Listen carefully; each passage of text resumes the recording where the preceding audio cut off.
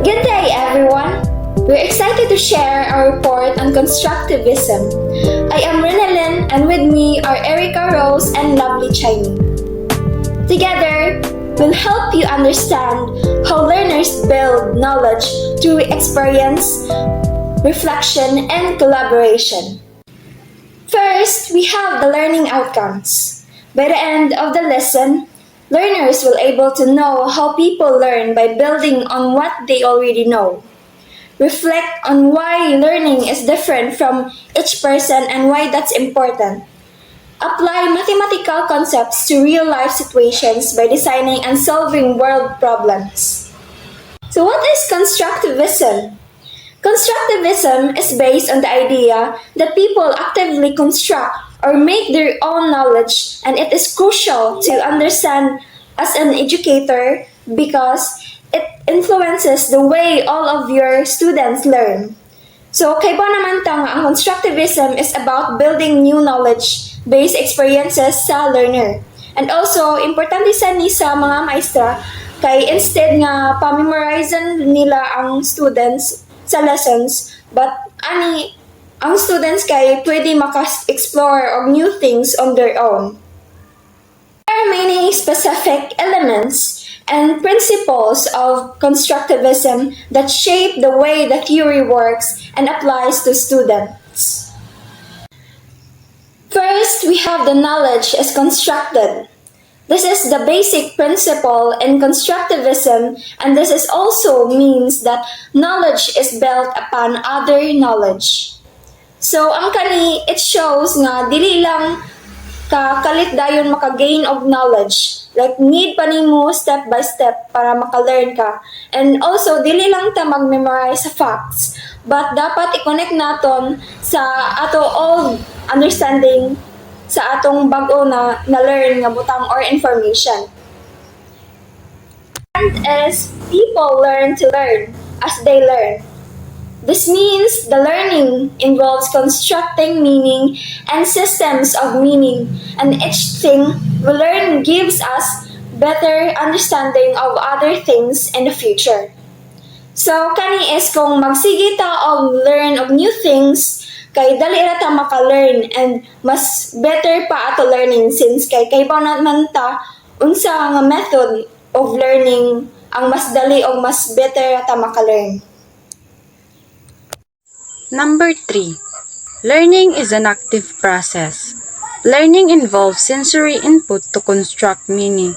So it means instead of passively listening ang mga bata, students actively participate in solving problems. They use manipulative objects like algebra tiles to visualize equations, transforming abstract concepts into tangible experiences.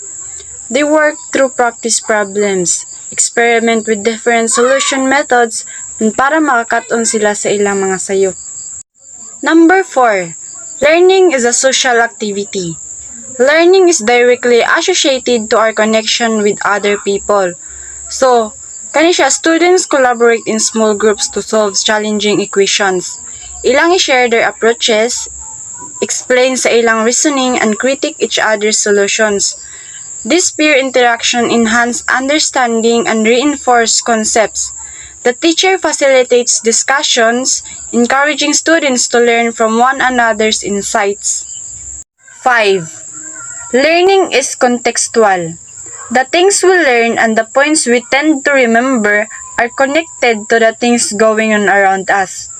So, the teacher connects algebraic equations to the real-world scenarios relevant to the students' lives.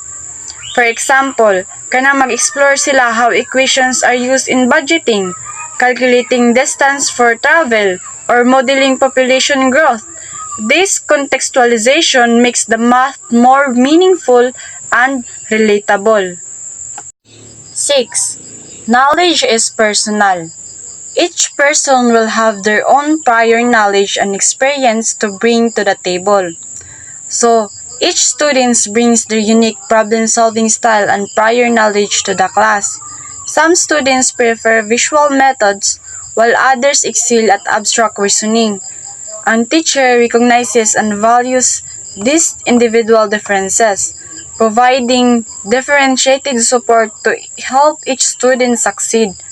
And teacher also encourage students to share their personal strategies and insights, enriching the learning experience for everyone. So the seventh principle in constructivism is learning exists in the mind. We need to involve activities for the minds, not just our hands. So this principle emphasizes that learning is not just about physical actions or full memorization. It requires mental engagement and cognitive processes. That's why we need to involve activities for the minds, not just our hands. So the last principle, motivation is key to learning. Students are unable to learn if they are unmotivated. So, kaninga principle highlights the importance of motivation in the learning process. Students are unable to learn if they are unmotivated. So, siguro nakabantay mo anin ng mga cases or maybe some of you experienced this one. So, we as future educators, dapat we also know how to motivate our students. So here's an example of constructivist activity. So magamit ni siya during class, and with this, ma-encourage ang students na ma-reflect on their learning and also collaborate, which are the core principles of constructivism. First, we have the design your own problem. Students create and solve real-life math problems. Then explain the reasoning to the class. Constructivist ni siya because ang student sila'y mag-create og ilahang math problems based sa real-life situation. Instead nga pasolvon sa teacher, ang students kay sila'y maghimo og problems and isolve nila ang ilang gihimong problem. With this, ang student kay makalearn sila by doing and also sharing ideas in the class. And it encourages active and student-centered learning siya. So second is concept mapping. Learners build a visual map connecting ideas from lesson, showing how concepts relate and evolve. So kaning activity, ang students kay maghimo sila og concept and i-connect nila ang ideas from the lesson. Kani is makahelp ni para makita o gion sa pag-connect nila ang ideas from the topic. So, constructivist siya since ang students maghimo og concept map based sa ilahang understanding sa lesson. 3. Error Analysis Challenge. Groups review a wrong solution, identify the mistake, and present the corrected version with explanation. 4. Think, pair, share.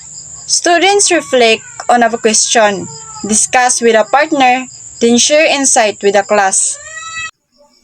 5. Role play or simulation.